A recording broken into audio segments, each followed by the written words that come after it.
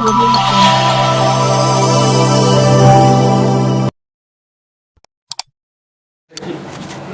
दोस्तों, मैं हूं प्रोफेसर श्रीवास्तव। TV7 में आपका स्वागत है। भाई और बहनों,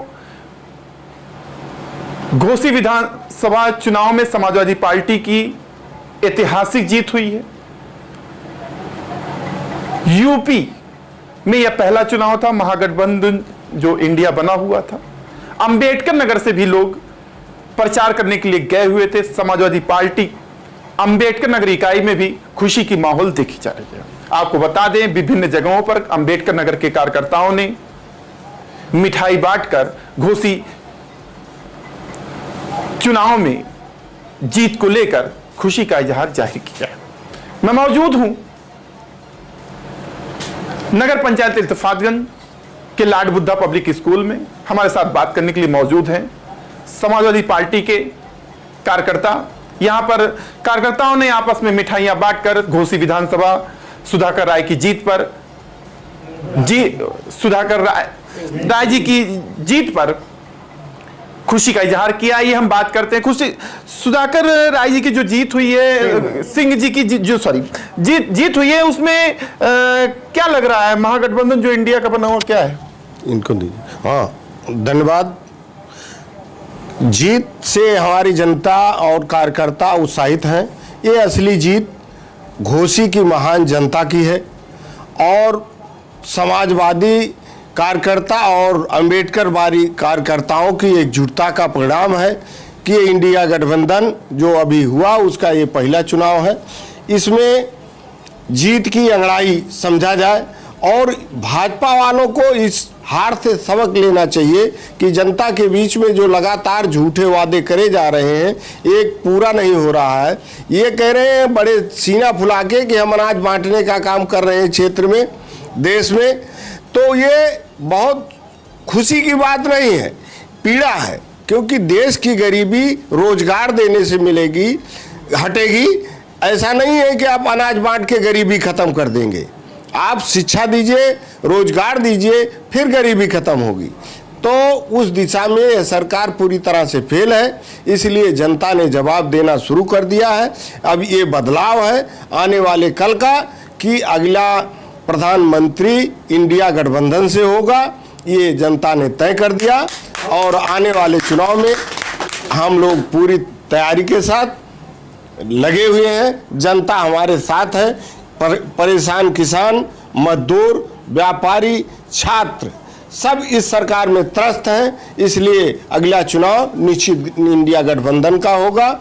और इस जीत के लिए माननीय सुधाकर सिंह जी को बहुत बहुत बधाई और शुभकामनाएं हैं। राष्ट्रीय अध्यक्ष माननीय शिवपाल यादव जी के कुशल नेतृत्व में हुए इस चुनाव को हम लोग समाजवादी के लोग बहुत ही अच्छा मानते हैं जी। संतोष यादव जी, आप मंसूर सभा के जिला अध्यक्ष, क्या कैसा महसूस करें घोसी में जीत के?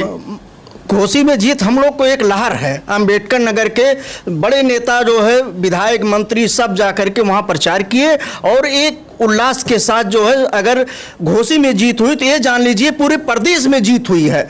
और पूरे प्रदेश में जीत हुई है तो ये इंडिया गठबंधन जो है सरकार बना करके इंडिया गठबंधन का प्रधानमंत्री होगा। समाजवादी पार्टी के वरिष्ठ नेता, ऐसे में जिले में क्या लगता है कि 2024 से पहले सपा का प्रत्याशी होगा? अब ये तो माननीय अखिलेश जी बता पाएंगे कि किसको लगाया जाएगा, कौन प्रत्याशी होगा जिले में। तो ऐसे में आप हमको बतावें कि इस जीत को लेकर किसे श्रेय देंगे आप? भाई देखिए, सबसे पहली बात तो हमारे यहाँ के प्रभारी राम अचल जी जो घोसी के प्रभारी थे, उनको सबसे पहले मैं बधाई दूंगा क्योंकि उन्होंने पूरा बागडोर संभाल रखा था।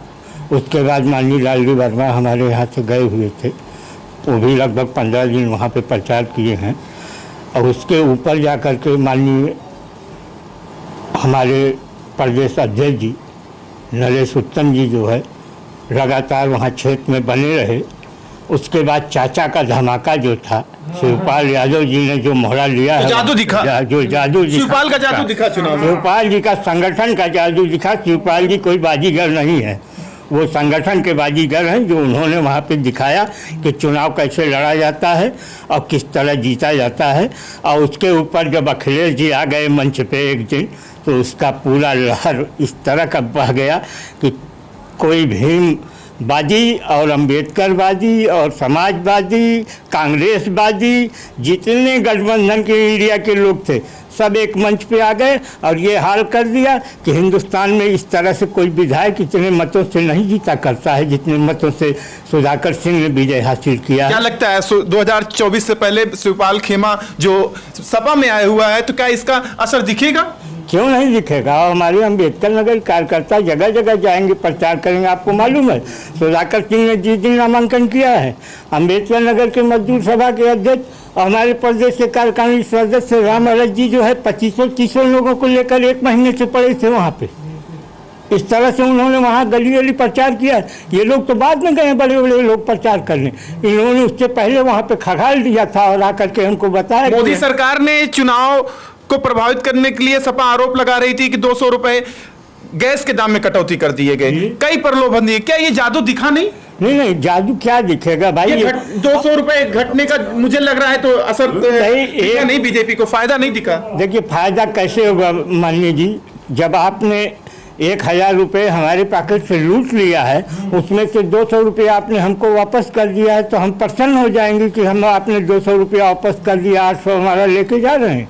तो इतना जनता मूर्ख नहीं है, इनके प्रलोभन आने वाली नहीं है, झूठे वादे हैं, सबको अनाज देके ये जो है भिखारी बना रहे हैं, ये न शिक्षा देंगे न रोजगार। ओम प्रकाश जी का जादू नहीं चला? ओम प्रकाश जी को तो हमारे छोटे नेता ने 13-12 साल के नेता ने बता दिया था कि पागल हो गए। अब उनके बारे में हम लोग क्या बोले, उनके बारे में कहने लायक नहीं है। ऐसे छोटे भैया नेताओं के बारे में हम लोग कमेंट नहीं करिए। अगर पूछते हैं मोदी योगी के बारे में पूछिए, उनके बारे में बताएंगे। रामराज यादव जी, ओम प्रकाश राजभर जी ने विधानसभा चुनाव में प्रचार में कहा कि यादव की बुद्धि 12 बजे के बाद खुलती है। क्या कहना प्रदेश के नेता हो? जी, वो बड़बोले नेता हैं और उनका नाम लेना ही समाजवादियों का अपमान है। हम समझते हैं कि वो अपनी गति को प्राप्त हुए हैं, भगवान उनको सद्बुद्धि दे कि बड़बोला मतलब ऊपर माना जाए। नहीं, वो गति का मतलब दुर्गति हुई है जो जनता के बीच में जनता ने उनकी करी है। झूठ का जो उन्होंने कहा किसी समाज आपने प्रकोल नहीं, दुर्गति हुई है, उनकी गति हुई है। तो ये जनता ने उनको तय कर दिया कि जिस तरह का आप बोओगे वही आपको काटने को मिलेगा। और रही बात प्रत्याशी का, तो हमारा साइकिल निशान ही हमारा प्रत्याशी होगा, ये आप मान के चलिए। और मीडिया के लोगों से निवेदन है कि आप जो किसानों की, छात्रों की, मजदूरों की समस्याएं हैं उसको निष्पक्ष भाव में। हमारे साथ बात कर रहे थे, आपको बता दें समाजवादी पार्टी के नेता कार्यकर्ता काफी उत्साह में है। ऐसे में आजम खां की मौजूदगी दिखी नहीं विधानसभा घोषी के उपचुनाव में, तो नूरुद्दीन जी है अच्छे नेता, क्या कारण है आजम खां कहीं दिखे नहीं? आजम साहब आप किस वजह से नहीं आए, नाम तो उनका लिया जा रहा था कि आने वाले हैं। अब क्या मुख्तार अंसारी जो जेल में बंद है, क्या इसका भी असर दिखा घोषी चुनाव में? मुख्तार अंसारी चाहे जेल में रहे, नाराज है अंसारी वर्ग ये समझ लीजिए 98% वोट किया है, 2% या 4% वोट मान लीजिए। धन्यवाद। नूरुद्दीन अंसारी जी थे, उनका कहना है कि अंसारियों ने समाजवादी पार्टी घोषी चुनाव में काफी अच्छे मतों से जिताने का काम किया है। दोस्तों, समाजवादी पार्टी के कार्यकर्ता अंबेडकर नगर में उत्साह में है, मिठाई बांटकर एक दूसरे को खुशी का इजहार किया।